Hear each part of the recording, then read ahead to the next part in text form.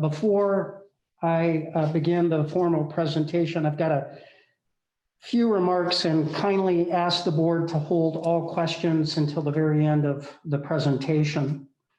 Some have heard me say the following before, but given the context tonight, it bears repeating. Public schools, teachers and staff, superintendents and school boards across the nation have been asked to do the impossible, to deliver a high-quality education to all students while ensuring the health and wellness of our children, families, and employees, and to do our part in containing community spread of COVID-19. Pandemic-related revenue shortfalls and a largely inadequate national response to this crisis have impacted both public institutions and private businesses.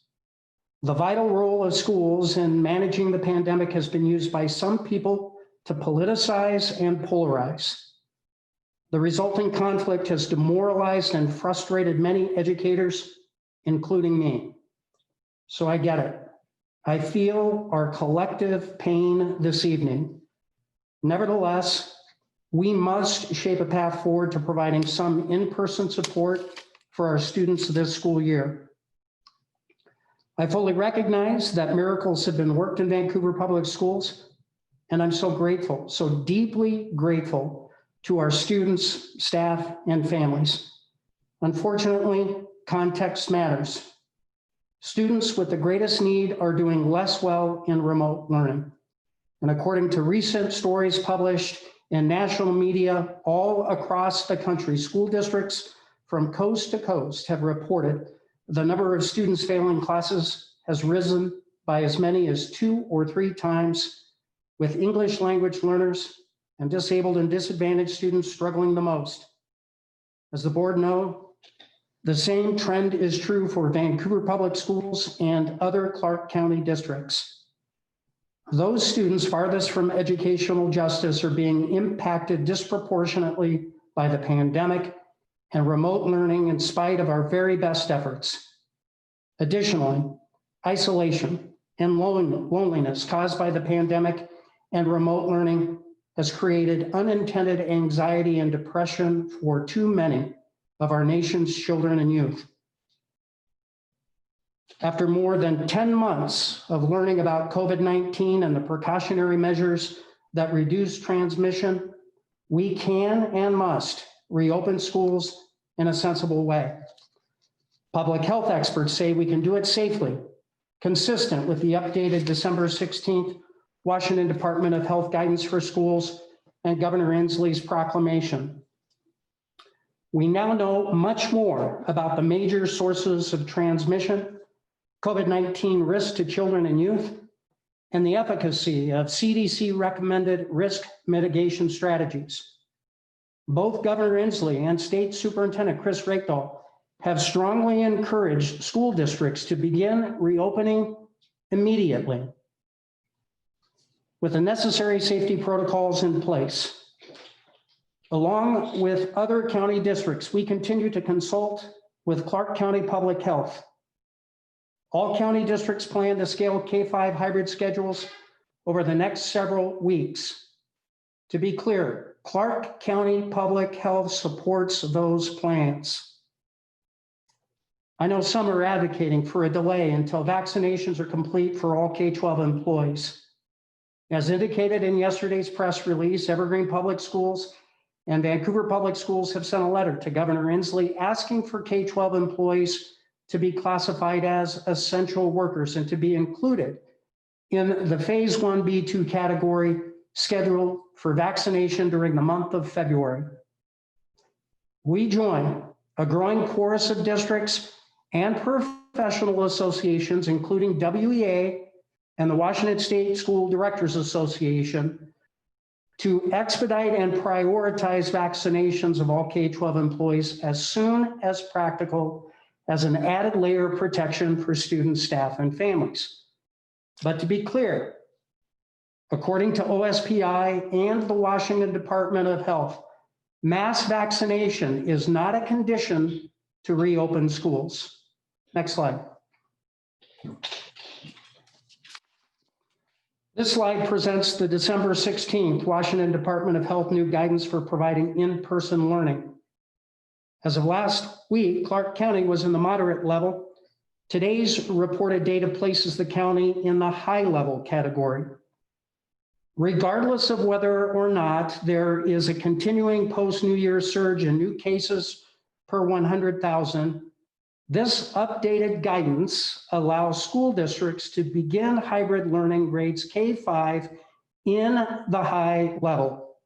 So this means we will proceed with our K-5 transition regardless of what happens over the next few weeks. And I ask that the board and those in the audience read the direction that is provided in the education modality guidance: phase in-person learning in groups of 15 or fewer students for pre-K through grade 5. If schools can demonstrate the ability to limit transmission in the school environment, add grades 4 through 5. Next slide. This slide reports the Clark County COVID-19 activity level for the last 5 weeks. Excuse me, 6 weeks. As of January 4th, Clark County was just below 325 new cases per 100,000. Today's data is 397 new cases per 100,000. Next slide. This slide reports the Clark County positivity rates.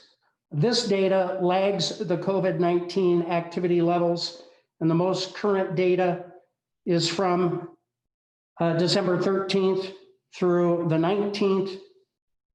That data is 9.41% positive, below the 10% target in moderate COVID-19 activity level. Next slide.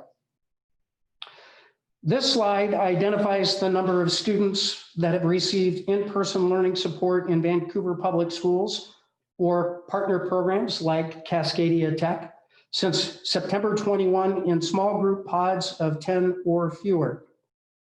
Approximately 2,000 Vancouver Public Schools students have received in-person support in the fall and early winter. This past week, we added another 800 plus students with the learning pods for our most at-risk and disengaged students. Next slide. This slide identifies the reported positive COVID-19 cases from July to January in Vancouver Public Schools and at work sites. This is critically important data because the new guidance states that if schools can demonstrate the ability to limit transmission in the school environment, then we should add more grades. As of January 4th, 10 students have been identified as COVID-19 positive cases.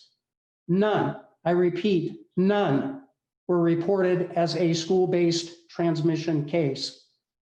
45 employees were identified as COVID-19 positive cases. Only 4 were reported as work-based transmission cases. We have thousands upon thousands of human interactions daily, and only 4 adult known positive case transmissions in our schools and our work sites since July of 2020. Next slide. This slide notes the unintended impacts on students due to remote learning related to student success and sense of well-being. Next slide. This data has been presented to the board previously. It's a summary table and bar graph showing the increase in middle school, high school F rates, students with at least 1 F grade for the first reporting window year over year, and the disproportionate impact on students farthest from educational justice. Unfortunately, remote learning is not working equally well for all of our students, despite the heroic work by our staff. Nearly twice as many middle school students received at least 1 F grade in this marking period year over year. High school students experienced an approximate 50% increase. Next slide. Slide 9 is pulled from a national study published by NBC News in December of 2020. The source is Mental Health America. COVID-19 is adversely affecting the mental health well-being of our nation's children. The end of this teen survey administered to youth with moderate to severe depression was 327,000. It's a fairly large N for a survey. Nearly 80% of respondents reported that loneliness or isolation was a source of their distress. Sadly, several youth suicides have occurred in Clark County during this pandemic. Next slide. Here is my recommended revised reopening timeline, which has been vetted by cabinet, principals report. We can do this. Our team has discussed the plan with VEA leaders. And as the board is aware, we slid the grades 1-2 launch dates back by 1 week from the previously released dates, given feedback from our principals. The grades 1-2 hybrid launch is January 25th. Because of this change, our elementary team recommended transitioning our kinder pods to kinder hybrid on January 19th. This timing provides a soft launch for a 5-hour hybrid day from the 3-hour small group pod day. February 1st is the launch of grades 3 through 5 hybrid, and we've not established a specific hybrid launch date in February for middle schools and March for high schools. Instead, we've linked those transitions to the parameters outlined by the Washington Department of Health. We would likely phase in grade levels with 6 and 9 coming in 1 week prior to the other grades at each respective level. WIA just released its guidance, so we need a little more time to evaluate and plan for athletics and activities. If by February 1st, the Southwest Washington region is in phase 2 of the revised Washington Safe Start Plan released last week by Governor Inslee, we would begin some 9-12 athletics and activities consistent with previously released guidance. Next slide. This slide shows the current announced Clark County School District reopening plans. The takeaway here is that all districts are moving forward with achieving K-5 hybrid learning roughly on the same trajectory, although some in different ways. For example, Camas is transitioning earlier with middle school students. Although not included on this slide, Hawkinson, Woodland, and Green Mountain are following similar timelines. Next slide. Slide 12 is the current Washington COVID-19 vaccine plan and phases released last week by Governor Inslee and the Washington Department of Health. We know this is an important part of the equation. In a recent meeting with Clark County Public Health school nurses, health room assistants, and COVID-19 isolation room attendants at each school have been identified as A1 high-risk healthcare workers in healthcare settings. Currently, K-12 employees age 50 or over are in the B2 phase scheduled for February. K-12 employees younger than age 50 are in the B4 phase scheduled for April. There is growing advocacy sentiment in Olympia that all K-12 employees should be in the B2 phase. And just today, State Superintendent Chris Rakedahl sent a similar letter to our Secretary of Health and to Governor Inslee advocating for the collapsing of the B4 group into the B2 so that vaccinations could be expedited to scale for all K-12 employees. Locally, superintendents are partnering with Clark County Public Health to develop a more decentralized and rapid vaccination delivery system using our trained nurses under the supervision of Clark County Public Health incident management teams to administer vaccinations faster. The current clinic healthcare setting delivery system has unintentionally created a bottleneck. points of distribution centers would be set up in several locations throughout the county, prioritizing school staff subject to vaccine supply. And I am on a working committee with Clark County Public Health to develop the logistics and the plan to do just that. Next slide. I'm going to turn this over to Mike and team to highlight 3 areas: program operations and PPE and safety. And then I have a few closing remarks before we'll entertain questions or comments from the board. So Mike, you're up. Thank you, Dr. Webb. Central office leaders and elementary principals have collaborated in identifying a plan to best meet the needs of students as we move to hybrid modes of learning. Family choice, equity, and teacher workload are all supported through this model.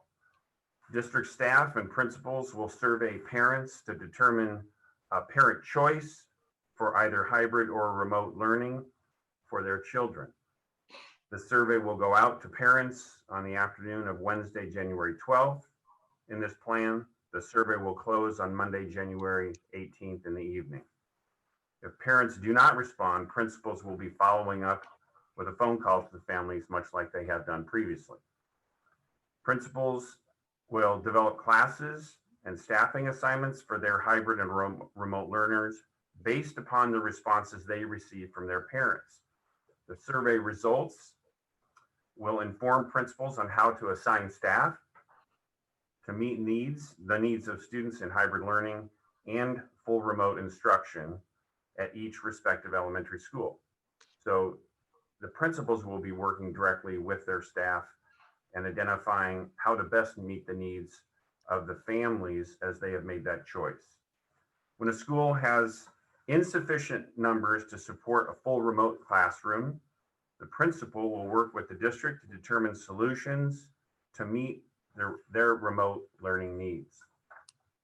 Potential solutions may include assigning fully remote learners from 2 or more schools to 1 full remote teacher, assigning students to a class with a split grade levels at their current school, providing the option to attend VVLA, Vancouver Virtual Learning Academy, is certainly a choice.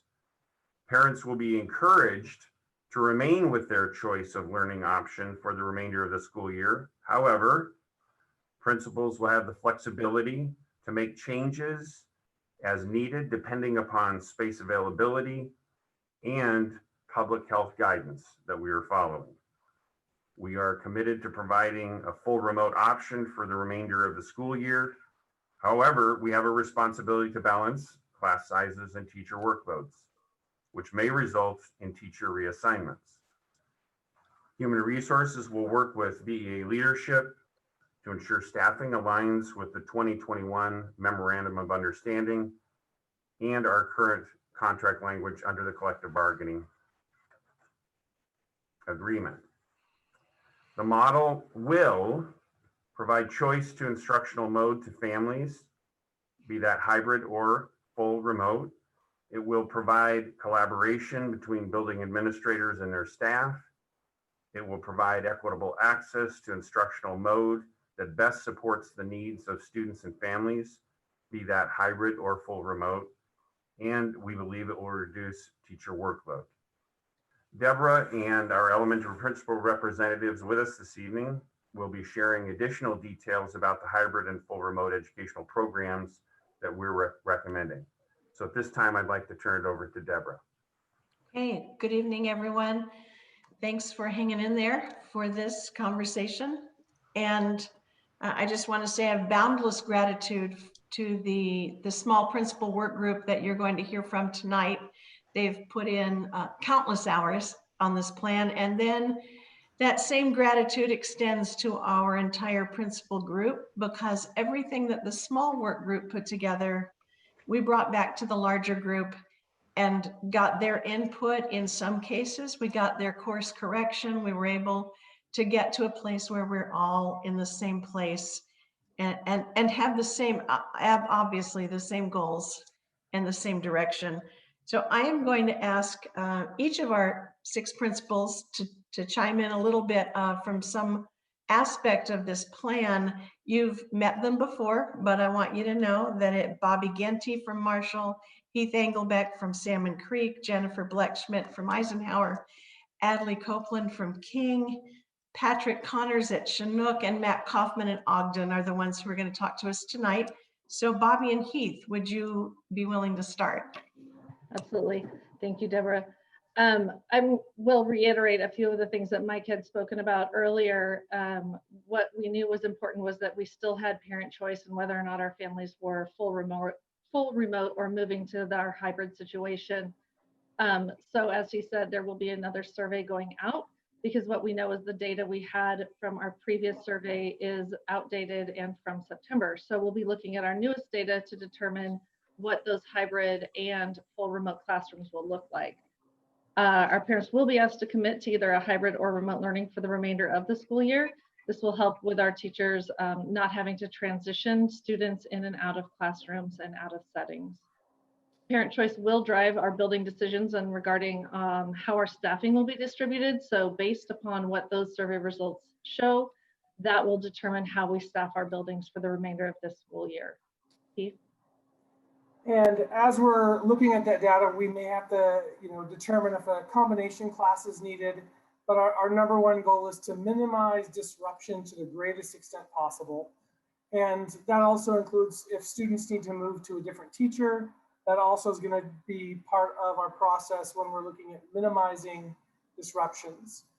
And lastly, we have class sizes. We're going to continue to make sure that we change. They're going to be based on the class sizes in current public health guidance.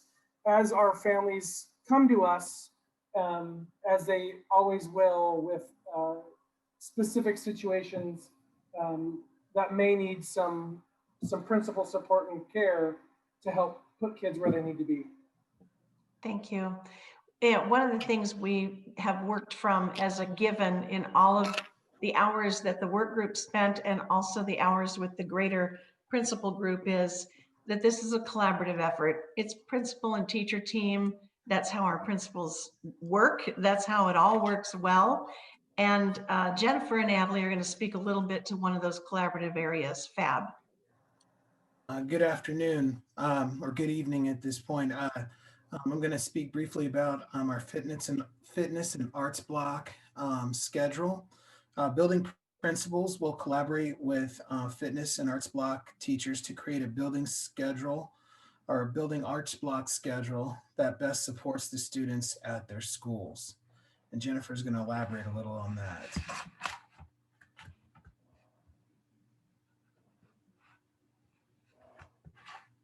You're still muted, Jen.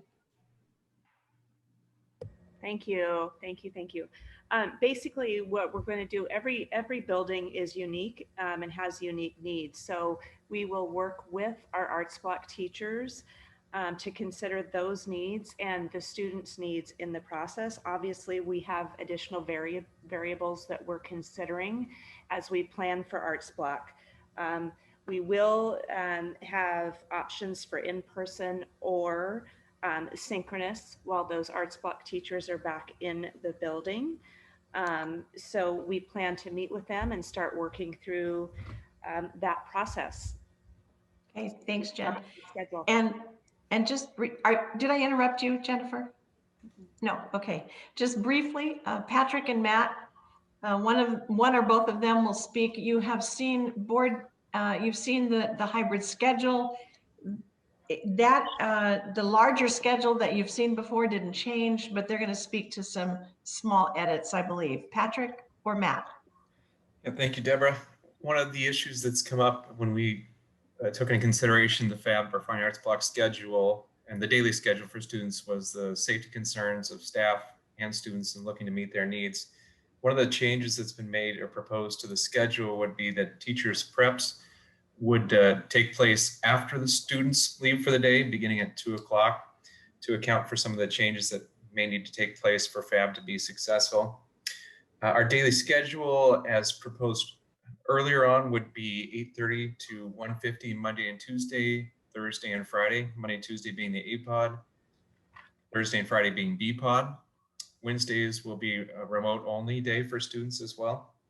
But those times are specific to 19 of the elementary schools, and then the Minnehaha and Lincoln schedule is likely later. And Matt is going to talk a little bit about our lunch and recess schedules. Yes, under this model, there's obviously other things during the day, lunch and recess, that need to be scheduled. And as we've shared before, this model really provides a lot of flexibility for buildings to make those decisions at the building level. So based on programs that you would have, layout of the school, number of playgrounds, lunch schedules and recess schedules will be made at the building level. Okay, thanks, guys.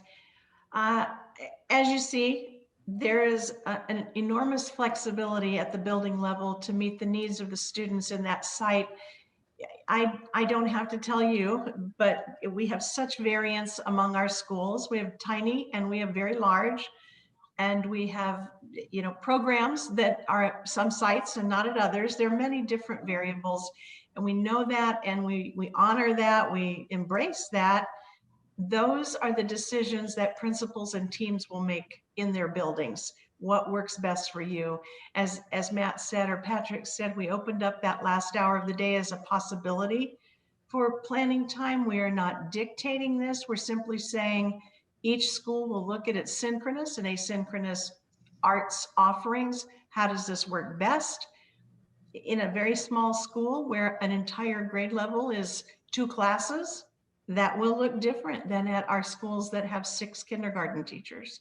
So I don't say that to obfuscate. I say that to say each school will be looking at its own needs and making sure they've done best for their students.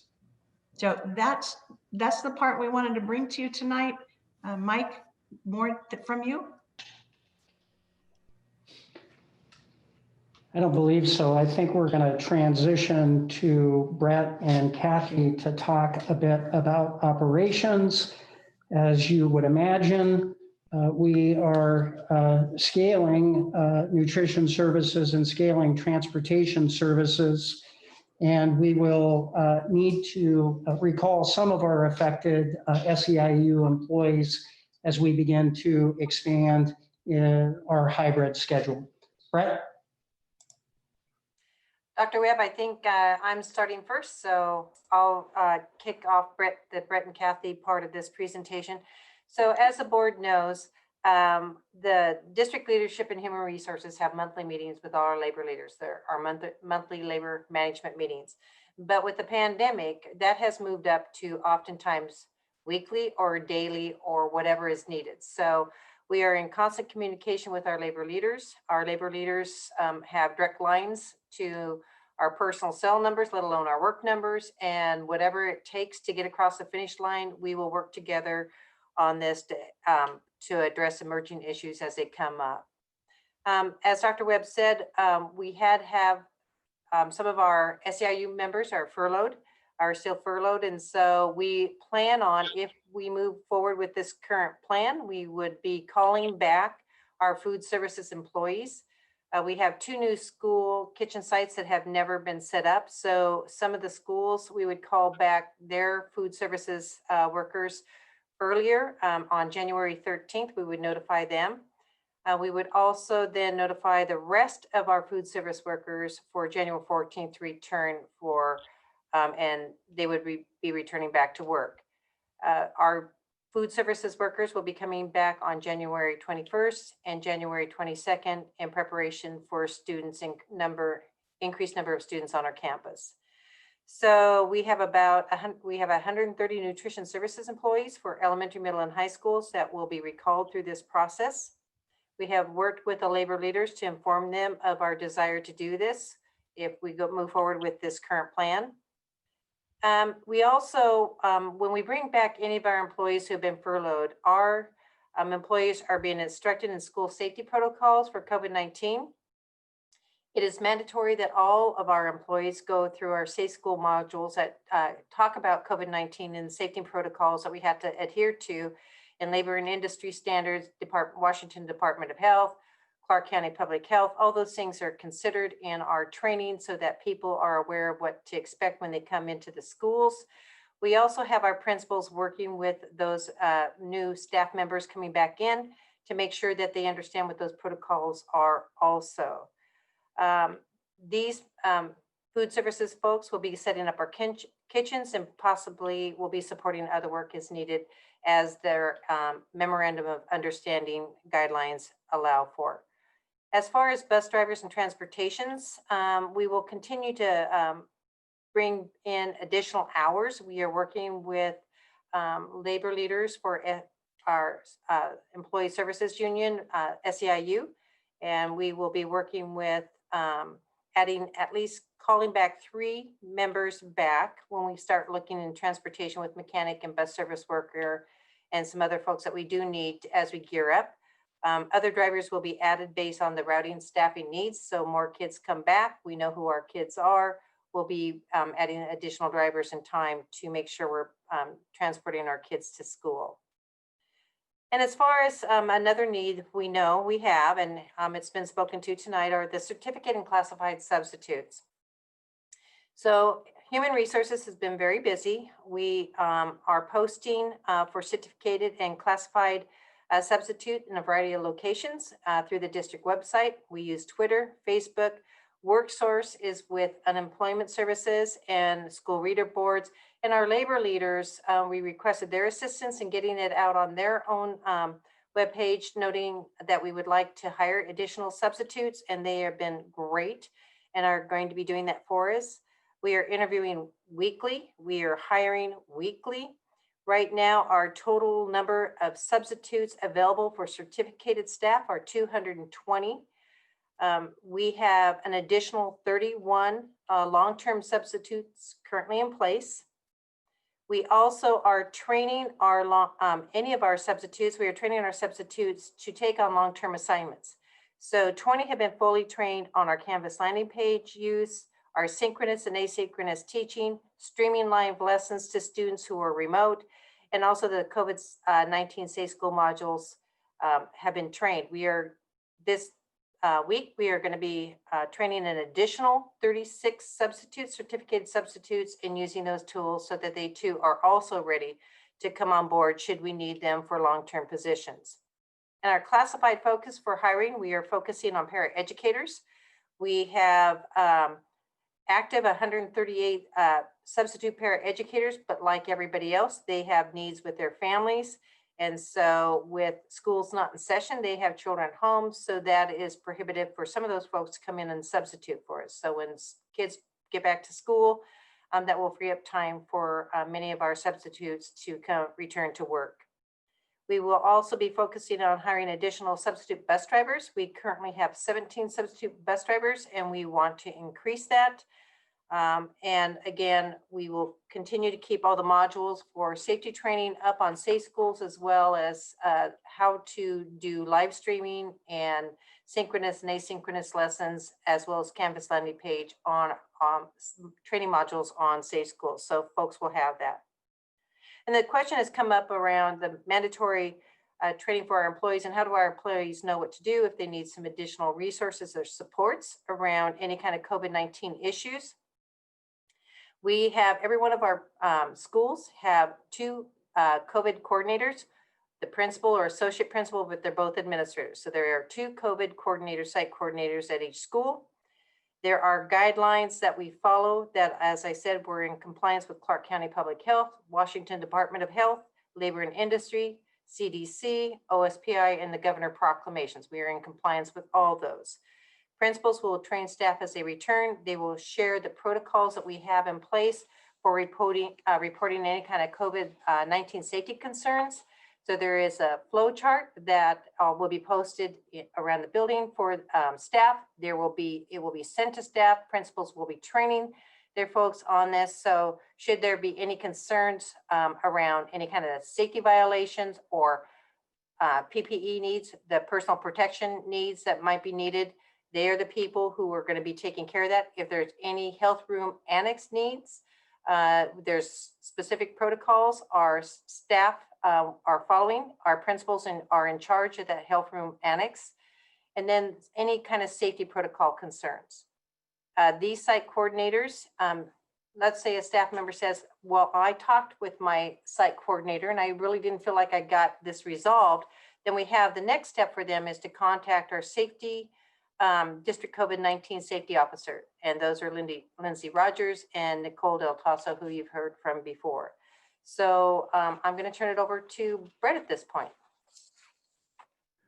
All right, thanks, Kathy. As Kathy kind of previewed, we will be changing the way in which we provide our meals to our students, beginning with the expansion of the kindergarten school day. With those students going through the lunch hour, we will have an expanded version of grab and go that's delivered to those elementary schools for those kindergartners for those 3 days when it's simply only kindergartners still in the hybrid schedule. When we transition the following week, January 25th, we will begin preparing meals in each of the executing the meals. Some of our meals are delivered from a production kitchen to a satellite kitchen in elementary schools, but we will operate as we normally would in those kitchens at every elementary school starting on the 25th with the full complement of our staff under this plan. Transportation would be an expansion of our current model where we are routing specifically for the students that we're transporting on the hybrid model. So we would expect a slight expansion of the current transportation routing when we add first and second grade, and then we would see another more dramatic expansion when we add third through fifth grade. What I would emphasize on transportation is right now with kindergarten runs, and some high-risk pods, most of our buses, I believe, are below 5 students per bus. And so even when we add first and second graders, we should be able to separate the students very effectively. The other safety measures that we have already in buses, and we will continue, is we will have clean masks available as the student enters the bus, kind of the first step of that walkway into the bus. They will have access to a clean mask and hand sanitizers before they even touch the mask. So we feel really good about our preparations on the busing in terms of making sure students' first contact with our staff and other students is as safe as possible. Moving on to kind of some other broader PP&E and HVAC safety considerations. One of the things that we've heard a lot of curiosity and concern around is around air quality within and specifically air circulation within our classroom. So I'm happy to report we've done an exhaustive assessment of all of our classrooms. And what we know is that whether a classroom has an exterior door or windows to the outside or not, is not the primary mode in which we provide quality air in that classroom. We rely on our HVAC systems to circulate air as well as condition it in the summer for cooling and heating in the winter. But they also do a refresh of that air throughout the day on a cyclical basis, which we can monitor on our control systems. So we have a team of HVAC technicians as well as building operators that are constantly aware of what's happening within their building as it relates to those HVAC systems. And from a practical perspective, although outside windows have their own merit, we never would rely on outside windows or doors to provide for air quality because simply put, in our climate, those things are closed the majority of the school year. So we must rely on HVAC whether those exist or not. We do have some classrooms in our oldest building, I'm sure it's our oldest building, that we have identified that they do not have an HVAC system that cycles air. And we are purchasing standalone air filtration or air quality equipment to put in each one of those classrooms. So they'll have a standalone system to make sure that the air is on par with the classrooms that are serviced by our HVAC system. In terms of PPE, I know we've talked at length in going back to August, I think a several-hour conversation on this, so I won't go through every measure of safety and PPE, but what I will highlight is our safety officers that are specifically trained in workplace safety and are taking the lead on some of our COVID measures have done a job analysis of all of our jobs and compared it to the Department of Labor and Industry standards and the CDC standards, as Kathy highlighted. And we're confident that we have the appropriate key PPE for each of job type that we have based on that analysis. To be compliant, we have, I think, pretty robust inventories in the warehouse that our buildings are able to access on an as-needed basis. So we feel really, really confident about all of the safety measures that we've been working on and briefing you all, starting in the summer. So with that, I think Kathy hit most of the other issues around when we do have breaches to that. What is the staff's recourse? And so with that, I think I'll turn it back over to Dr. Webb. Thanks, Mike, Deborah, our principals, and Brett and Kathy. I want to provide a few closing remarks and then turn it back to you, Madam Chair, for questions and comments from the board. In summary, I understand that there are some who are advocating for a full reopening immediately. Grades K through 12, every student, every day. Your voices have been heard. Unfortunately, the current Washington Department of Health guidance does not permit this given Clark County current metrics. I also understand that there are some who are advocating for the district to remain in remote learning for the balance of the school year, or at a minimum, until all staff and students receive vaccinations. Your voices have also been heard. The evidence and science indicate that schools are not a significant source location of COVID transmission so long as students and staff adhere to the CDC COVID mitigation strategies, socially distance, wear masks, wash hands, clean and sanitize spaces. Vaccinations at scale are an added layer of protection, creating herd immunity to respond to community-based transmission. And what the data demonstrates in Vancouver Public Schools is that the two primary sources of COVID transmissions are in the community and in the home. Our hybrid reopening plan and schedule is both safe and sensible, and it's supported by Clark County Public Health and consistent with the Washington Department of Health guidance. We're relying on the experts, scientists, epidemiologists, and public health professionals. And they've determined that this course of action is safe. Our children and youth need to be in school, and they need to be in school as soon as possible, consistent with the Washington Department of Health guidance. This plan achieves that outcome while providing equitable choice for those families that select all remote, empowering principals and staff to deliver on solutions for children and families in their school, while addressing teacher workload concerns previously expressed. Our team will respond to questions now, Madam Chair. Thank you very much. I will open up the floor to board members. I know we have lots of questions out there. I'll start. My understanding, because a lot of my questions did get answered, but it sounds like some of the questions that I had were what is lunch going to look like, and recess and things like that. It sounds like a lot of the those decisions on whether lunch is, in the classrooms, whether students transition to lunch in a lunchroom, a lot of those are going to be building level decisions. So we might not know exactly what that looks like. Is that correct? Am I correct in understanding? Tracy, I would just like to say, and a principal may want to answer that for his or her building, so please jump in, principals. But it isn't that we can't know it, it's that it won't be identical at every site. So right, that's what I'm asking, is that there's not a standard, all students are going to be eating in their classrooms or students will be eating in the lunchroom. That's going to be building level decisions, correct? That's correct. Tracy, it depends on the size of the school, whether we have spacing available and the time that it would allow to have students transitioning through spaces. So it'll really be building dependent based on the size of the school.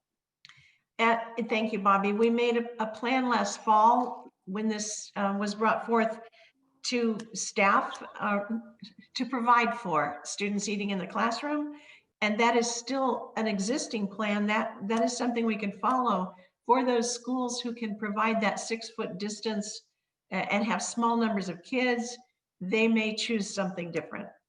And actually, Tracy, we've been prepared for that piece of it long ago. So we're good.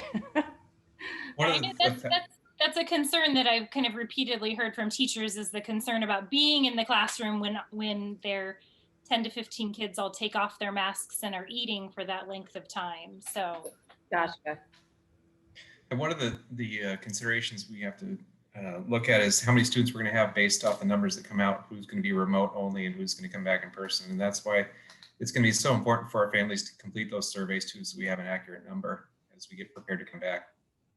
So on piggybacking on what you just mentioned, Patrick, one suggestion I have, and maybe you've already decided to do this, is when those surveys are sent out, they should be sent out through the teachers' emails, because I know a number of my friends have said, if I get something from VPS, sometimes I look at it, sometimes I don't. If I get something from the school, sometimes I look at it, sometimes I don't.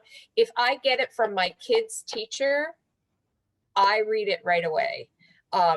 So given the importance of getting responses to this survey, even if all the teachers do is forward it, I think you will get a much better response if it's sent out underneath this kid's teacher's email address. And Kathy, I would add to that we've discussed that as a principal group about that going out at a district level, but also pushing it out at a building level. And then along with that, follow up from principals and other staff at the school for those families who haven't responded, so that we do get all the data back that we need to have. And we've found that the less response we hear from families, because we work through a cycle and there's so many families we're reaching out to, we really do have to start with the district level to get all of that out and compile all of that data to start forming our AB. However, when it gets down to it, we do start calling, and that's when we, either principals themselves, paraeducators, and finally teachers, we don't want to overwhelm teachers, but that personal connection that they have with the teacher, that's exactly what we found. So there's kind of 3 layers that we've worked through in the past that we've found success with, which echoes kind of what you're hearing. Okay. I had another question as we're talking about the survey. And it's my understanding, like I want to just clarify and make sure that it's clear that the goal is to, or I guess the students that opt to stay in remote learning full time will have a remote only teacher, versus they're not going to, their hybrid teacher is not going to, one day a week have that instruction with, they will have like live remote teaching 4 days a week.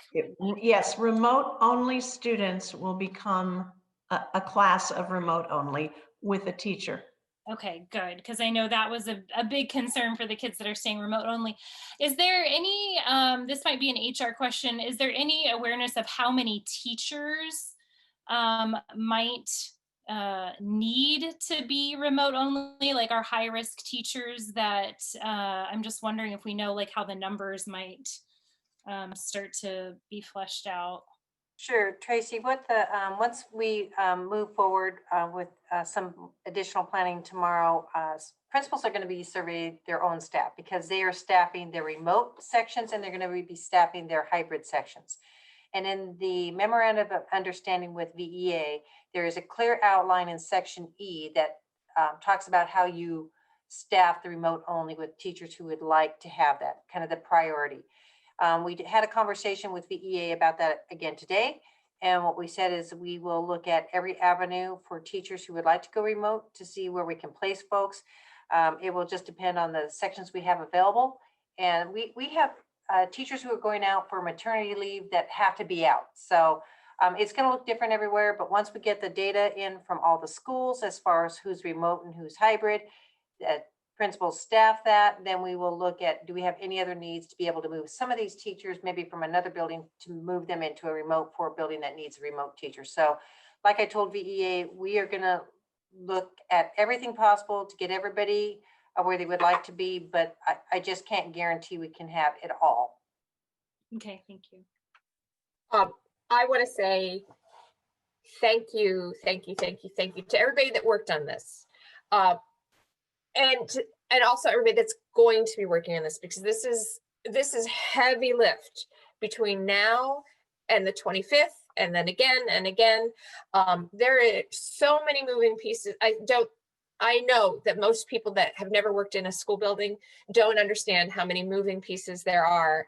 And when you're talking about basically now arranging 2 buildings within one, the remote building and the hybrid building, now you've just basically doubled all the moving parts, and it's insane. And I feel so lucky that you guys have all worked so hard and are willing to continue to work hard.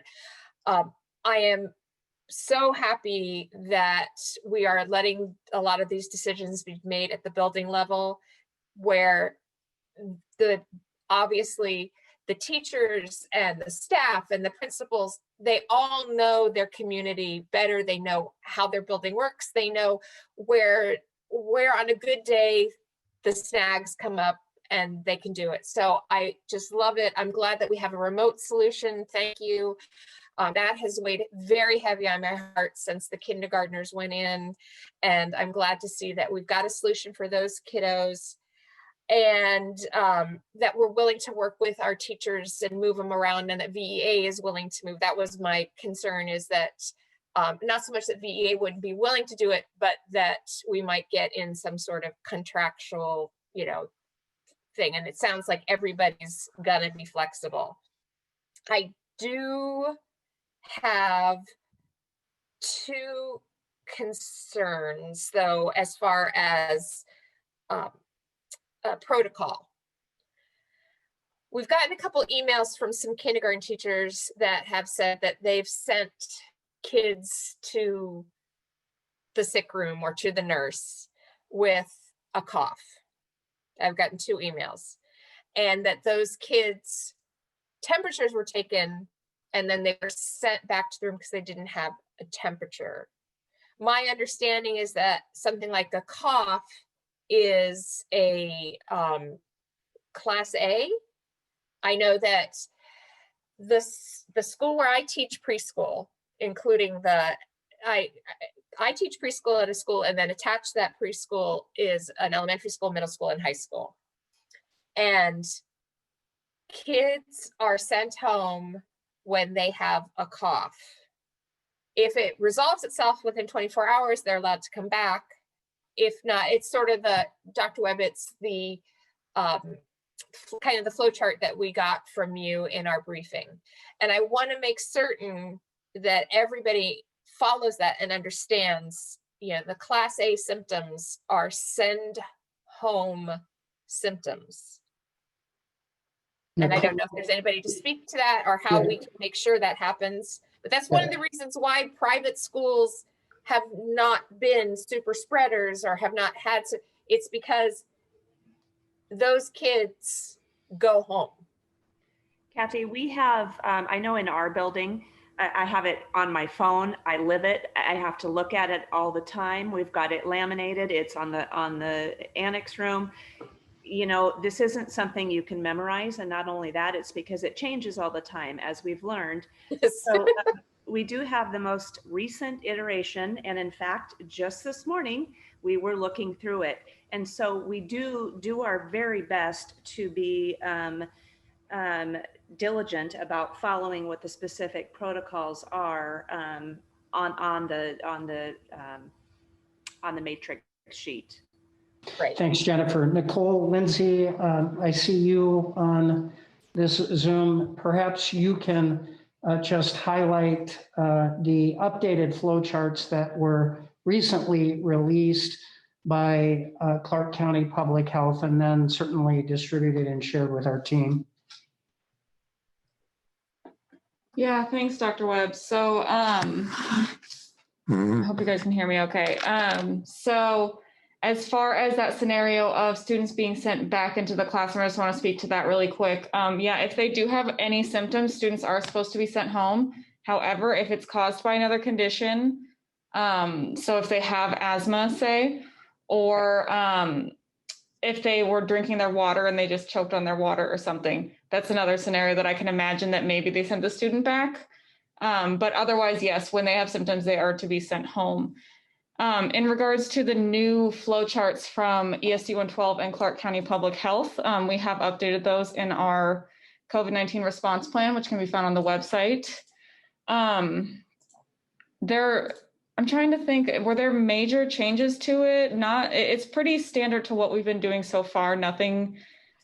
Yeah, the only change between the previous flow chart and the current flow chart was integrating the 14-day quarantine to 10-day, consistent with that recent change that was issued by the CDC and then adopted by the Washington Department of Health. Right. And so Clark County Public Health has something on their website that kind of conflicts with that 10-day versus 14-day quarantine piece that says that schools are high-risk settings, and that we should quarantine for 14 days always. And so then the flow chart says you can occasionally do 10 days. So we are seeking clarification on that from the county right now. I can share with you that the direction from Clark County Public Health is 10 days for school-based. Right. I know that that's the flow chart that we have where I work is the 10 days. And I remember that went into effect before the Christmas holiday, I believe, the 10 days. But yeah, I just wanted to make sure that everybody understood that a fever is not the only symptom that gets a child sent home. And when I got those emails, it was a little alarming. So I just wanted to clarify that. And then one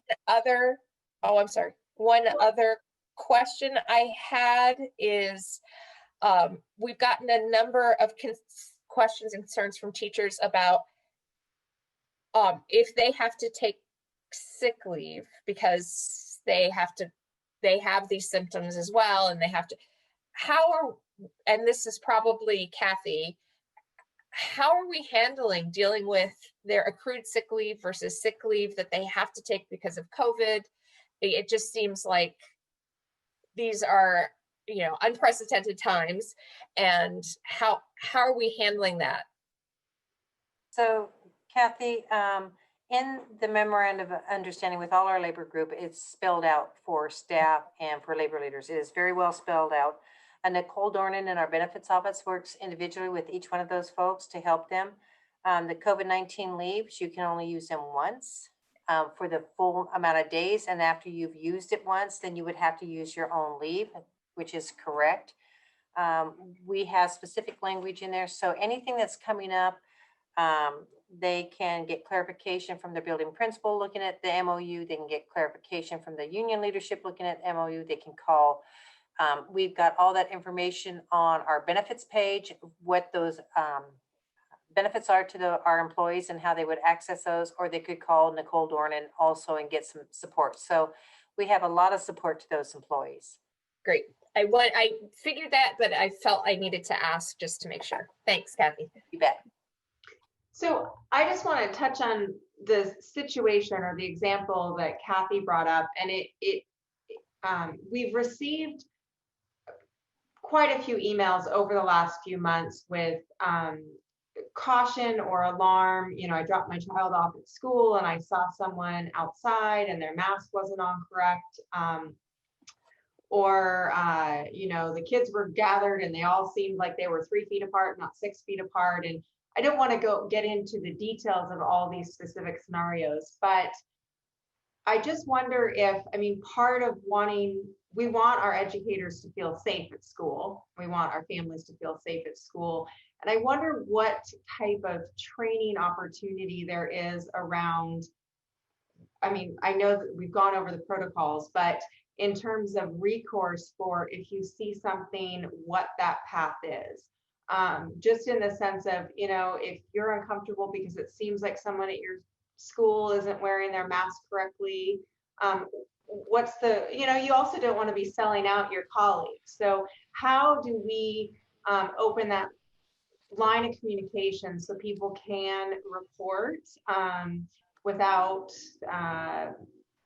throwing their colleague under the bus? Does that make sense? I mean, I just want to make sure everyone has that open channel and knows what that channel is. Yeah, Kathy or Nicole or Brett, do you have the flow chart that speaks to reporting COVID-19 safety concerns that you can pull up and then screen share? Anyone? Yeah, I have it. Kathy, do you want me to? Yeah, go ahead, Nicole. I sent that to you guys. It's that blue one. Yep. If you could just screen share it, I think that would respond to Kyle's question. Oh, wow, that's not even updated. Yep, just give me 1 second here. Kyle, we actually did have something like that happen that was reported, and it was reported to the administrator, and the administrator talked to the staff member. It's just the mask wasn't on quite as it should be, and it was addressed, and it was not an issue after that. Well, and that's, I mean, I don't anticipate anyone's doing it intentionally. Right. And I also don't, nobody wants to be tattling. It's just a matter of wanting to ensure everyone feels safe, and that's compliance to the protocols. And Kyle, I would ditto what Jennifer just said. In cases that have happened at the building level, we address it with the staff without saying, of course, where anything had come from, and just to re-clarify what the expectations are for our staff.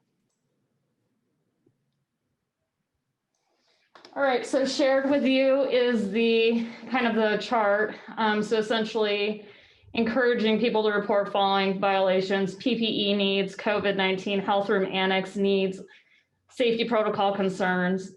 And then the school will fill out this information so that staff know who to contact. And then, as Kathy explained earlier in the presentation, if the safety concern is unresolved, they can report the concern to us as well. So, and then basically from there, we definitely, it's a collaborative effort to address any concerns that are posed. So we definitely don't work in a silo, as everybody knows, but it's collaborative. Thanks, Nicole. Thanks, Kathy. Director Banfield or Director Smith, do you have any questions or thoughts? I have lots of thoughts, but I don't have any questions, and I'm not going to share my thoughts. I have a lot of questions. You know, I've spent a lot of time going over the recommendations by the governor, and I have a lot of questions, and so I'll go through them, but one of my first questions is, all of the stuff that we've heard tonight seems to pertain to elementary. We haven't heard anything from middle or high school, so I'm assuming that those plans are still forthcoming, and that we'll get more information in the future on those. That's correct. Okay. And some of the questions that I had have already been asked and answered, and so I appreciate that. One of my frustrations with the recommendations from the governor, frankly, is that there's a lot of recommendations that seem to be a little vague or open to interpretation. There are recommendations that seem to conflict in different spots, and so I'm frustrated, not with the staff or any of the plans that have put together at this point. I'm frustrated with the governor's recommendations, frankly, because he didn't ask local officials whether or not we wanted to close in March. He just made that decision on our behalf, and now he's leaving it up to us to determine how and when it's safe to open. And the recommendations are not, frankly, as helpful as they could be, in my opinion. nonetheless, we have these recommendations, and if we are going to reopen, and I think I support reopening and expanding in-person learning, but I think it's important that since we have these recommendations, that we make sure we're following them faithfully and with fidelity. And it seems from the conversation we've had tonight that there's been a lot of careful planning involved, and that we are trying to follow the recommendations. But there are some things that have been presented here that either haven't addressed some parts of the recommendation or seem to not follow them as closely as I would expect. For one, the recommendations do say that when trends are increasing, or excuse me, that we should expand when trends are flat or decreasing. And with the numbers today, that does not seem to be the case. And I've shared my concerns about starting before we're ready to and before it's safe to. And the recommendations that came out just before winter, or just in December, right around winter break, the fact that the governor has put out new recommendations does not necessarily convince me that we are any more or less ready to move forward than we were in December. The timeline got moved up, and I'm not convinced, frankly, that we're ready to expand at quite the pace that we're looking at. I have questions about Wendy, if I could interrupt, is that a question or a statement? No, I have questions. I'm just kind of giving you some context to my question. Okay. All right. So we had Tracy asked about lunch and recess, and the answer given there was that we're going to give maximum flexibility to each building because there's so many variances and so many differences, and I totally understand that and don't disagree with it. But my question is, they have been given some sort of guidance when they are making those plans, right? So whether they're having lunch in the classrooms or lunch in the cafeteria, they have some guidance or some parameters that they're working around, right? So can we hear what some of those parameters are that the principals are kind of working in when they're making those decisions? Yeah, we've all developed operational plans for return to AB long ago. And what we've done is we have vetted that with our small group of our core group in our building, with our whole staff. We go back to them, we change, we modify, we get feedback. It's very much a collaborative process. Then there's changes, of course, that come from the health department. We go back, we change, we modify. There's certain things we have not changed. But we will be reviewing all of that again, because that starts with everything from the entry of the building to the movement within the building, to dismissal, to recess, to coming in, to lunch, to back, all of it. We go through it like we did with the kindergarten team. We probably spent 2 hours physically walking through what that hybrid operational plan was. We made sure everybody knows, how the temperature, I forget what it's called at the moment, but the reader works. We did it all, and we will be planning to do that again as we roll in each few grade levels, so they can physically see, this is what this looks like. Like at Ike, we will not be doing any transitions in the building. They're all outside of the building, just to kind of, that's just a real easy thing to do. So every building has that level of detail, and they're updating it constantly. My question is, though, when you're making those decisions for your building, what sort of parameters are you operating within? For example, are we, for lunchtime, if they're eating in the cafeteria, are they doing it in cohorts where they're in a small group? With recess, are they going to be separated into cohorts on the recess ground? That kind of stuff. Like, I'm assuming that's part of the conversation. But no, for sure. What we've done is we've actually looked at the square footage of the classrooms and the number of students within each classroom. And so we've determined the 6 feet ratio and tried to have students so that their faces actually aren't facing each other when they're eating, just as another measure. And then if they're over that number, which we have one grade cohort that is, and so some of those students will be eating just outside of the classroom in the co-op area. And then as far as recess, we have a full, down to a Google Map plan of certain areas for kids to play and rotate and so on and so forth. However, and I would hope, we heard some different information from Nicole and Lindsay about potentially how that could look on the playground as well. So we've gone with the tightest of plans to ensure the most safety and keeping those kindergarten cohorts together. They're at a certain space and then we rotate. So it's very, very specific.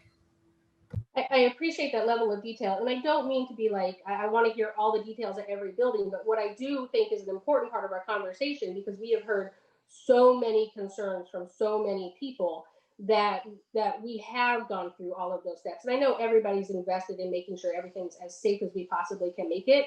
But part of that public conversation is being able to demonstrate that we've gone through all of those different steps and we considered all of those different things.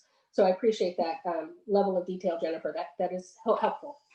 One of the other things that was discussed was FAB classes, and again, it sounds like it's going to be different at every building. The governor's guidance or the state guidance does specifically state that we should not allow for activities that are considered high risk, and some PE classes or PE activities would fall into that. Some music classes, if they're singing or playing instruments like recorders, which I know are very common in elementary schools, would fall into that high risk category. So, and you mentioned that sometimes those FAB classes would happen in person and sometimes they would happen remotely. So I'm again, I know this sounds like nitpicky detail level stuff, but these are the questions that we're constantly getting asked, and people need to hear this kind of conversation to feel reassured that every detail is being attended to. So have we had conversations about what kind of activities would be happening in those in-person FAB classes?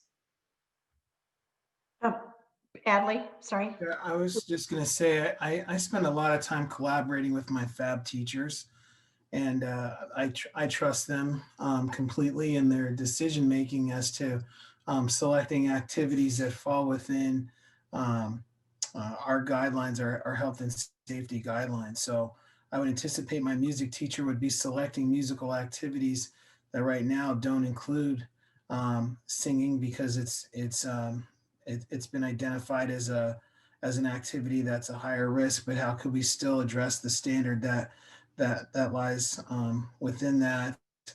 Same would be true for PE, utilizing spaces, including outdoor spaces underneath of covered areas, the field if acceptable on a appropriate day where the weather's cooperating, and making those adjustments. Or do we have to? It's drilling down to what is the standard, and then what activities can they do that would still fall within those safe guidelines. And so that's a lot of conversation and collaboration between the principal and the fitness arts block teachers.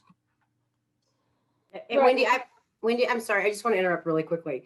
While we're going through this, are we gonna, is each question going to be in this level of detail for each, because no, not necessarily, but there are some specific things that have been raised repeatedly through emails and conversations, right, and comments tonight, that I think there is value to being able to answer those questions publicly to show people that we have gone to that level of thought.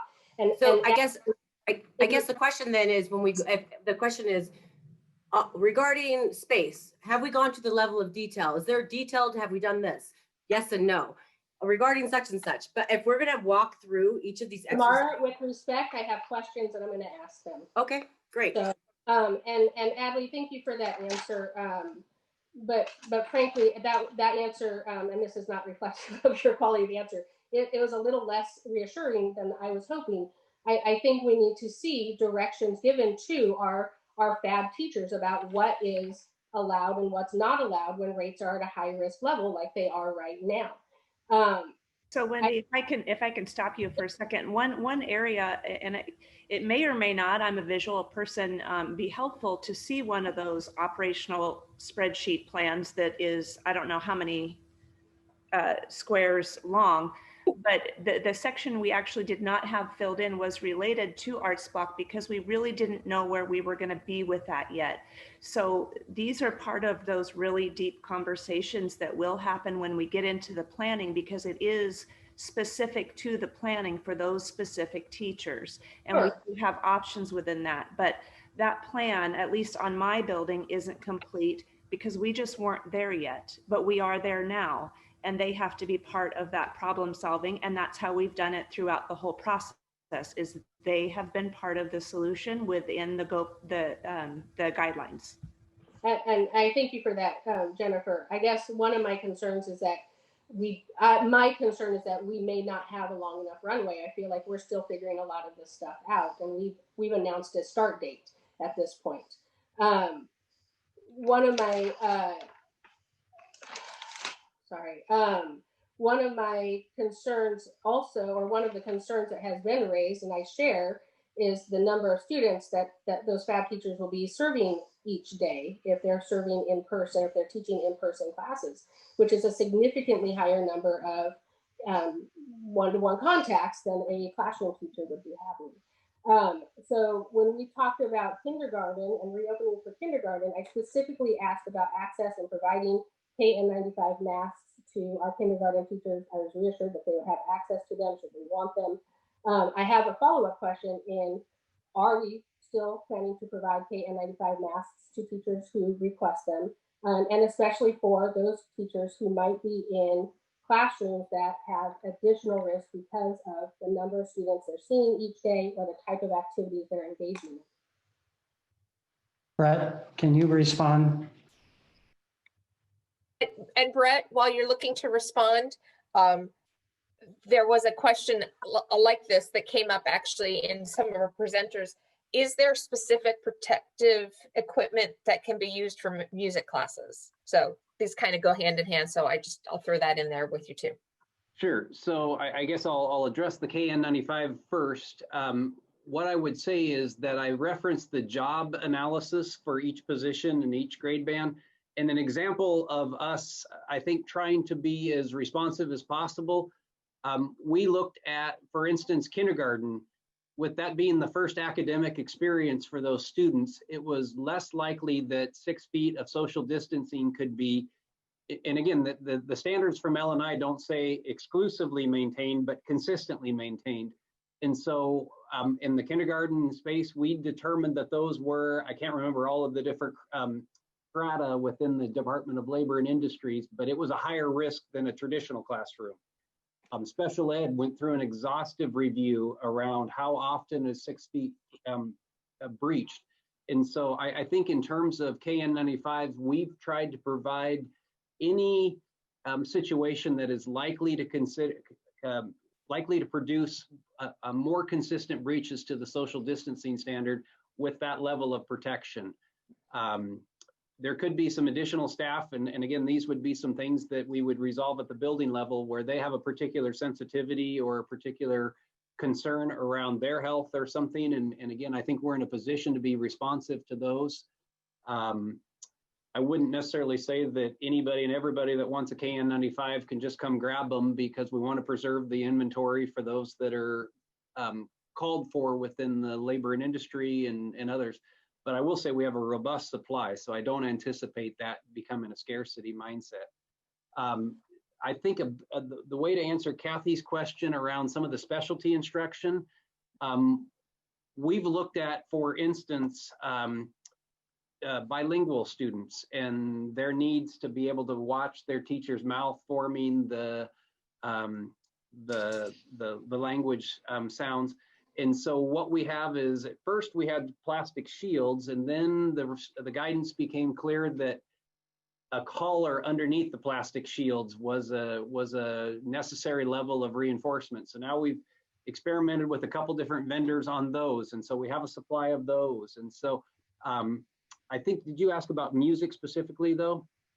My question is, are we able to supply KN95 masks or whatever other appropriate PPE would be needed to staff that would have working conditions where it might be more appropriate? For example, our FAB teachers, where they're seeing way more than 15 students in one day. Yes. And then my question was specific to the music, because that tends to be that's where a lot of super spreading has happened, is been in choirs and other such things. So. And I apologize, you guys. Adley and I are the ones speaking to FAB, and maybe we did not articulate this well enough. So I apologize. Part of that conversation that we will be having with those teachers does include, we do have teachers with health related issues and otherwise, and that is a very real factor for the number of students they see. Now, mind you, it's going to be half of those students, so it could be anywhere from 10 to 12 that they'd be seeing. But part of that conversation we're planning to have, okay, some of those people know they want to teach those kids in person, and that is okay. And some of the others may respond that, you know what, I want to do synchronous, but be on site and do that. So that's also an option. So I apologize if we did not make that clear to you, but we are trying to provide every option to serve our kids in the best way and protect our teachers while being equitable throughout that whole planning process. And I appreciate that, Jennifer. I also wanted to jump in, Wendy, and just say the elementary principals and I have met every week. And somebody asked me one time, do you still meet with principals weekly? And I said, yes, sometimes daily. So there are weeks where we've met more than once. And those meetings, Nicole and Lindsay are a standing item for us. And so our principals are not, the question was, are they getting guidance? Our principals are making these decisions, working with teachers on the decisions based on very strict guidance, COVID safety guidance that Nicole and Lindsay bring to us every week. They offer themselves to answer our questions. Documentation after documentation goes forward to principals, and then we come back and talk about that. So I guess I don't want it to sound like we're just trying to make everybody happy. We're not, we'd love to, but what we're doing is trying to say what's the most flexibility within the COVID safety guidelines. And we never lose sight of those guidelines. And I know, Deborah, I know you and your principals, like I said, everybody's invested in making sure everything's being done as safely as possible. But that's why I'm asking these questions, so that we can be reassuring and show people like, yes, we're looking at everything. Related to that, actually, I have a question about, this goes back to the KN95s, Brett, for situations where teachers are supervising lunch in their classroom and they're with students who are now unmasked. Again, that would be a situation where I would think KN95s would be appropriate for those staff members to have access to. But your statement, Brett, about the supply of KN95s and making sure we're able to maintain an adequate supply, but you also said that you don't really have any concerns about being able to access those. Frankly, I would support the idea that anyone who wants a KN95 mask should have access to one. If that's what it takes to help people feel safe, then that's an easy solution, frankly. As a classroom teacher, if I have access to a KN95, that increases my confidence level astronomically. So I think that's a simple solution to easing a lot of people's fears, frankly.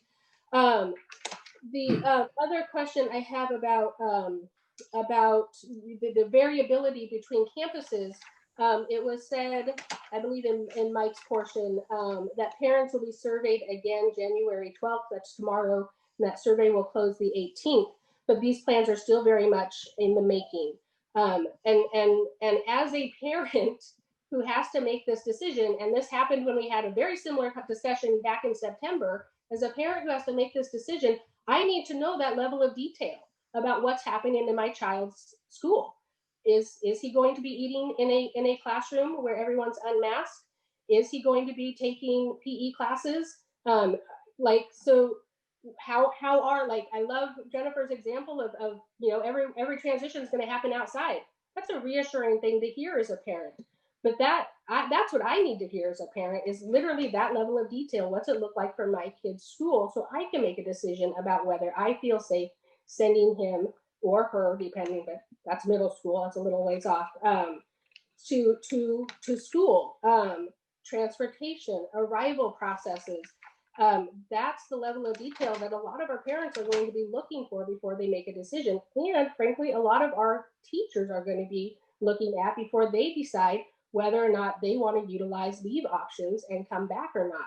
And I do have concerns about staffing. If we have too many teachers choosing to utilize leave, whether or not we're going to have enough teachers available to us to put these plans into place.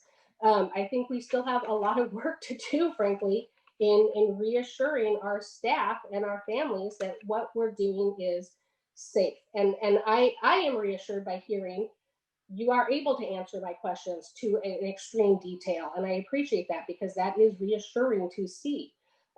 But it's these level of details that families really need to have access to before they make that decision. We're going to ask them to make that decision before they see this information, which is, again, another reason why I advocated not for a January 25th start date. I still feel that's too soon. I feel like we still have a lot of planning to do before we can implement these with confidence and more importantly, have confidence among our families and our staff. Oh, sorry, Wendy. I just want to reiterate, I appreciate everybody's work. I know everybody's working so hard to make sure everything is safe and everybody's taken care of. I really do. Frankly, I would like to give our staff more time to get these plans fleshed out so that we can all feel confident in them. So thank you, everybody. And that is the last of my questions. I just have a few thoughts that I'm going to share, but I'm going to start with what Wendy finished on, just as another parent of elementary school students. I do think there is value to sharing that there is an operational plan. Jennifer, Adley, everyone has said tonight has been reassuring if my students went to your school. And I don't know, we don't need the full spreadsheet for sure. One of my students, I received something on Friday from a principal, and it was just a friendly Friday newsletter saying more information coming. But I think just sometimes communication can provide that confidence, that peace of mind that we're working on this. We're thinking through these details, everything from lunch to recess to drop off, everything. And I know you're doing the work. I mean, nobody here is questioning that the work isn't being done, but maybe providing that reassurance out to the families when they get the survey, just that these details are being thought through. Again, I'm impressed by that you do have, is it 21 or 22 operational plans at a very minute detail. That's amazing that you guys have put that together. But I do hear from Wendy's point of view, as a parent, am I going to be filling out the survey? What is that? What are those safety procedures in the school? Okay, so that was that. My other feedback, I just want to say, I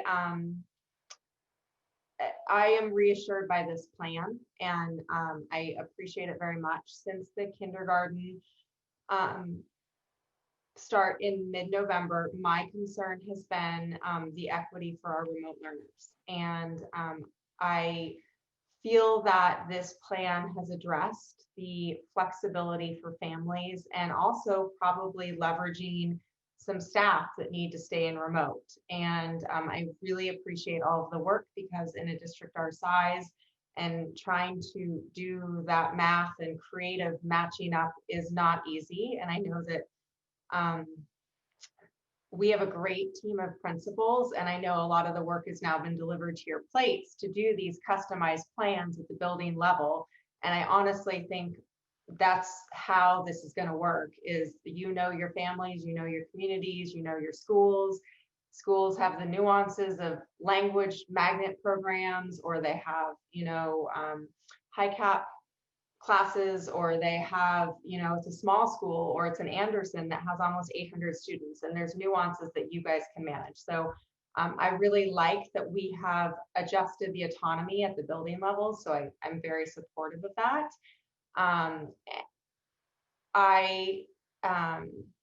We've evolved in 10 months, and I do think that with the new governor's recommendations, I agree that they could be a little clearer. I do think that we are set to go, and I appreciate the detail to help us feel safer. But I do know that there's a lot of trepidation from our educators. Some don't feel safe. And so I think it's our job just to reiterate what the processes are, enforce, it's not just in our schools, it's in our community. If we want to keep rolling out and opening up more grades, our full community has to be on board and mask up. And we have to reduce transmission. So I'm just going to say I do endorse this reopening plan. The schedule seems tight, but it seems that our principals have control over it. And what makes me feel okay with this is that we've resolved the remote learning inequity, and that we also are letting the individual buildings kind of work through their own nuances. But let's continue, I think, reinforcing the safety and kind of community spirit that we aren't going to continue to move forward if we're not all in this, and reinforce all of the safety measures. Madam Chair, I've got a question, if I could, sorry. All right, that's okay. You go, and then if you want to end it, you can end it. If you want to go now, go now. And I also have something to say. I wanted to ask Mike and Deborah and our principals. I know that Director Smith identified a lot of operational details that she would be expected as a parent to have access to. I remember some of that information around drop off and lunch and recess being distributed previously to families. Is that correct? Dr. Webb, we in the late summer, early fall, had put together a plan, a handbook, if you will, that did address many of those safety precautions and guidelines that are an expectation at all of our schools. We also recognized another communication, and we certainly can re-emphasize in our communication that those safety guidelines will continue to be adhered to, and that they may look differently at buildings. But yes, those were in the handbook. I believe that's still available on our website. And And as I recall, Deborah, as we were scaling our K-pods, some of that information also was distributed at that time by principals to families, correct? It was, yes. Okay. So let me ask this question of our principals. Is there sufficient time to pivot and communicate to families the information that has been shared previously one more time so that they can make an informed decision about whether or not they want to send their child to in-person or select full remote? Is there enough time to do this? Our small work group has actually put together some templates for all principal buildings or all buildings to be able to use. So we've done some of that work ahead of time so that we can quickly move on this and pivot and get information out to our families. Thanks, Bobby. Anybody else want to weigh in on that? So Kamara, do you want to go first, and then I can go after you, or vice versa? That doesn't matter. You can do closing arguments. It's always the best.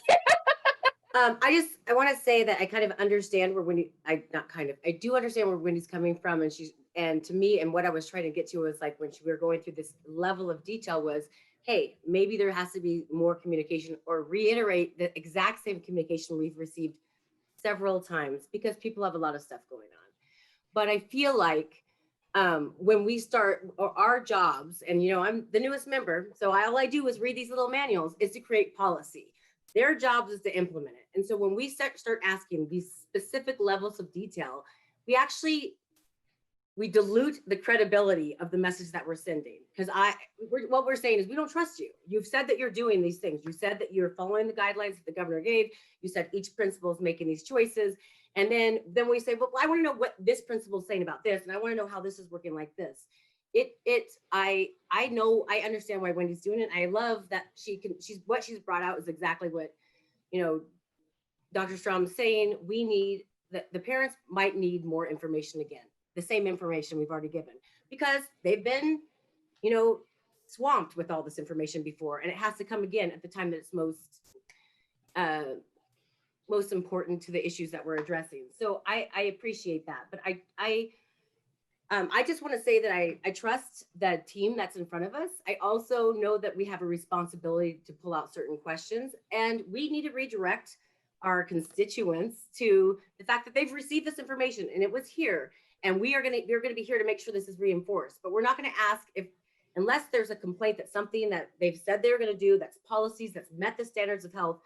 We're not going to just go behind them and watch them do each of these things. We have an expectation that they're professionals and they'll do that. So I have an expectation that everyone on this call is a professional. I hope that if for some reason you can't meet the requirements that we have, you let us know and we find a way to do it. And so I just thank you for the work that was done on this. And I know it's really hard for everybody. And then I want to kind of pivot just a little bit. And we were, as Director Sproul mentioned at the beginning of all this, the directors and the superintendent have received a lot of emails on both sides of this issue. And two things to note. One is just because all of the people that you interact with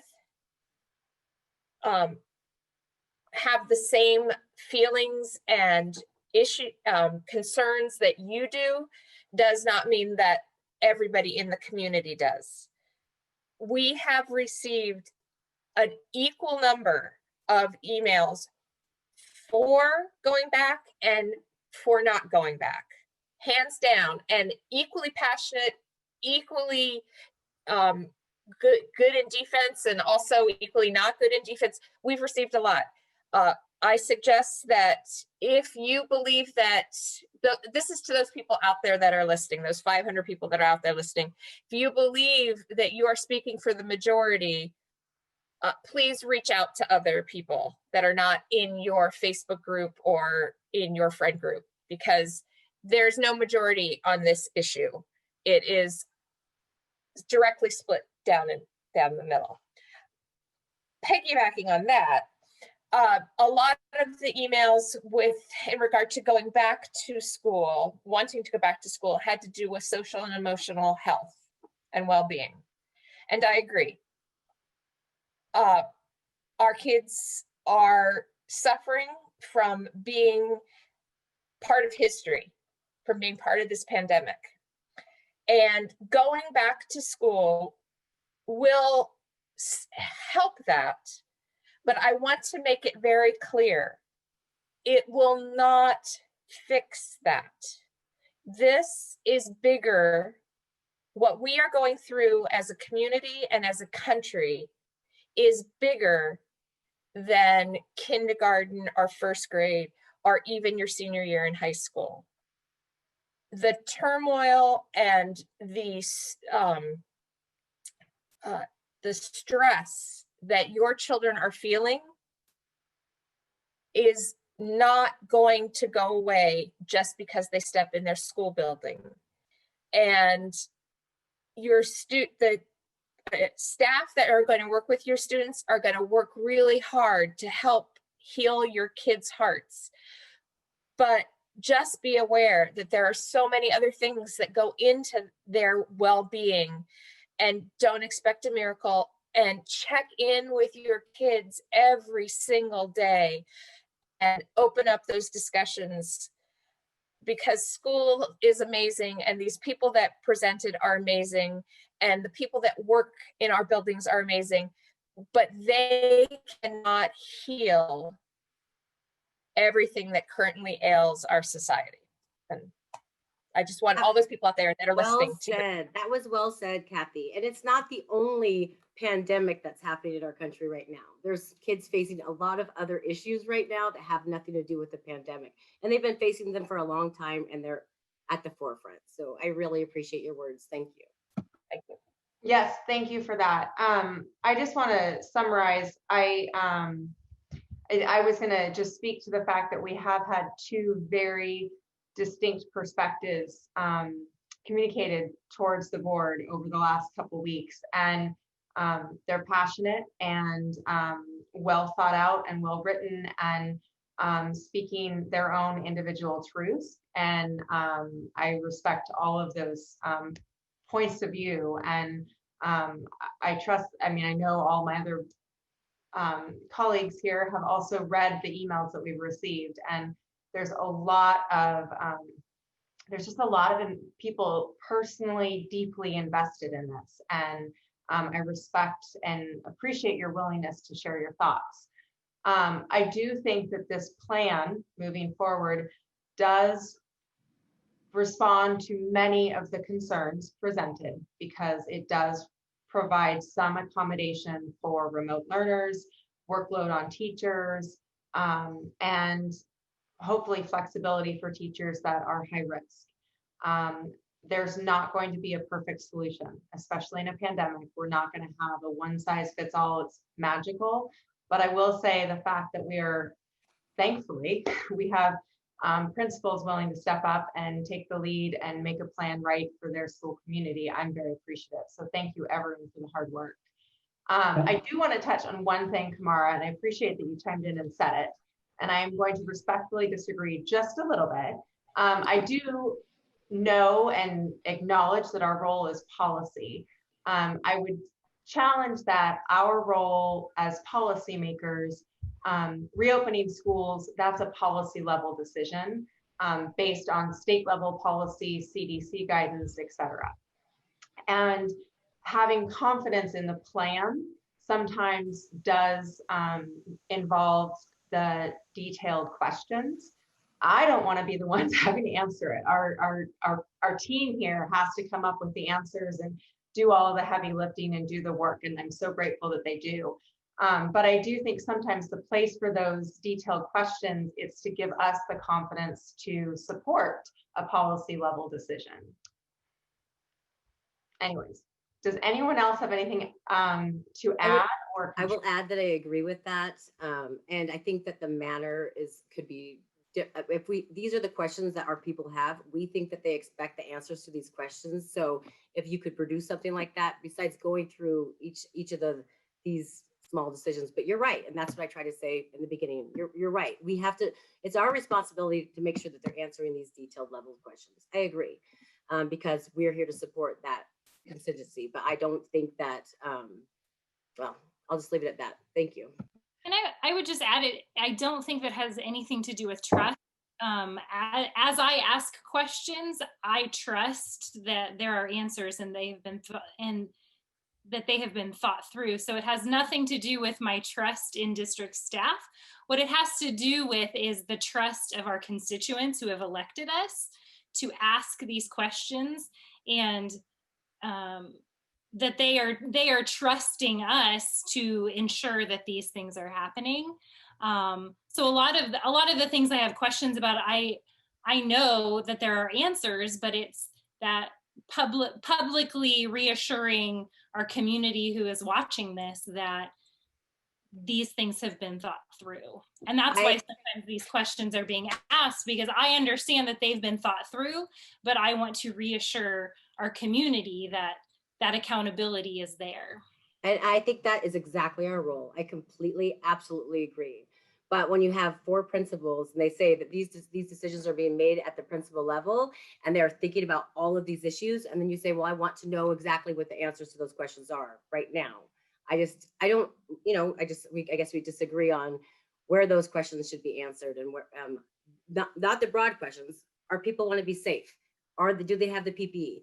Do they have plans for how PE looks, or how that's one thing, but to ask for those exact plans, I think that type of minutia and the way the questions are asked can affect credibility, but we can agree to disagree. Well, because we are on the 3 hour and 45 mark. Madam Chair, if I could interrupt, I have a sense of what the general consensus is from the board relative to a go forward plan, but I don't want to misread comments from the board. So I'm going to invite that you poll the board individually to affirm or not this go forward plan. So if you could do that for me, that would be helpful. Okay.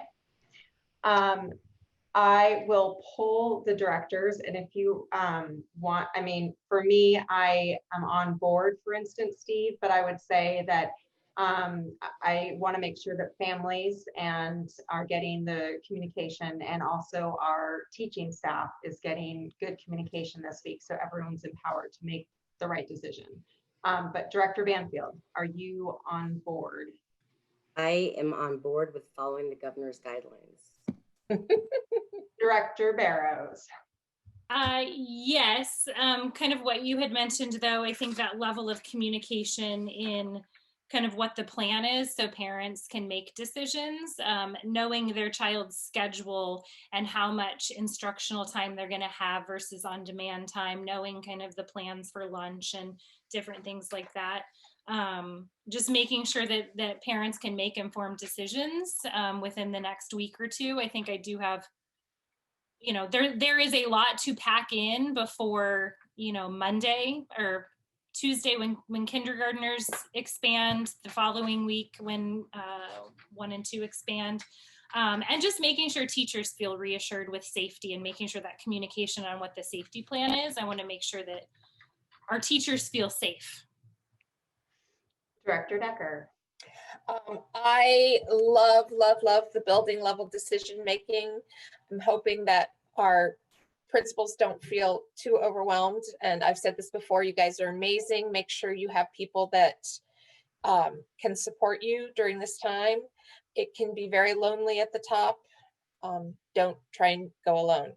I think this is awesome. This is actually what I campaigned on well before the pandemic, was allowing building level administrators to make building level decisions. I think it's great.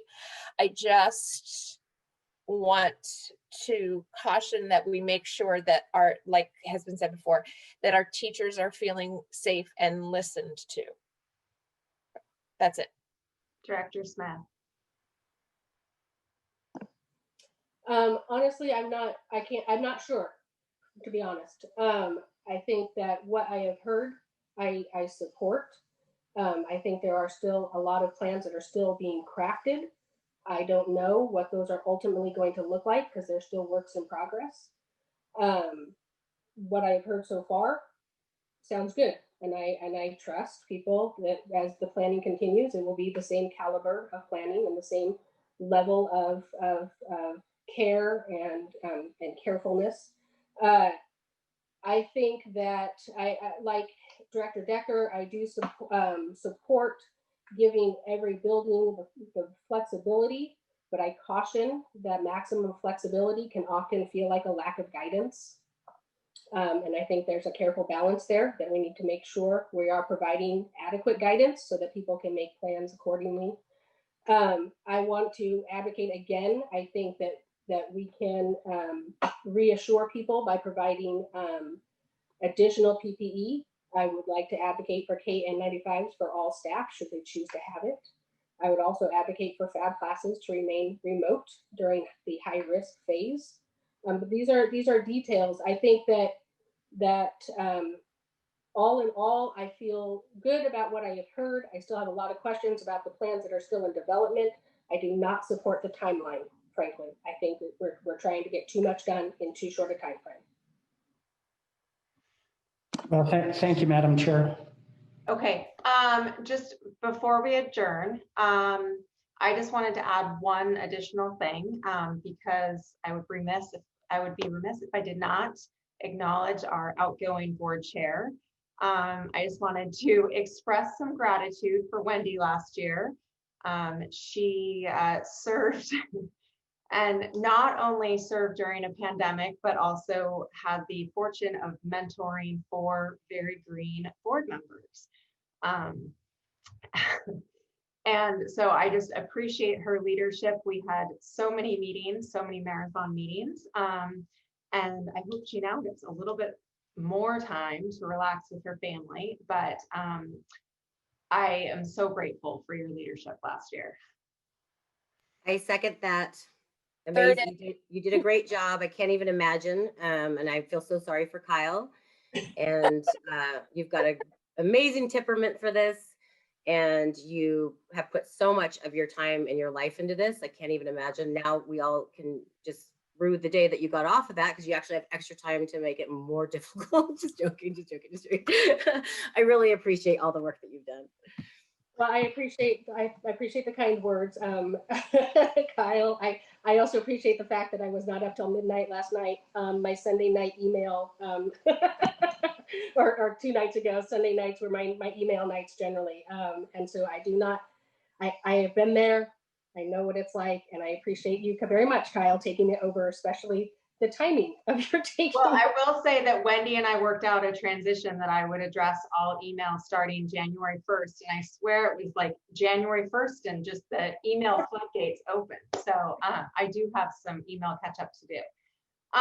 Thank you all very much. Thank you to the staff, the principals, Dr. Webb, Dr. Strom. It was a great conversation. And I feel like it was a really productive conversation.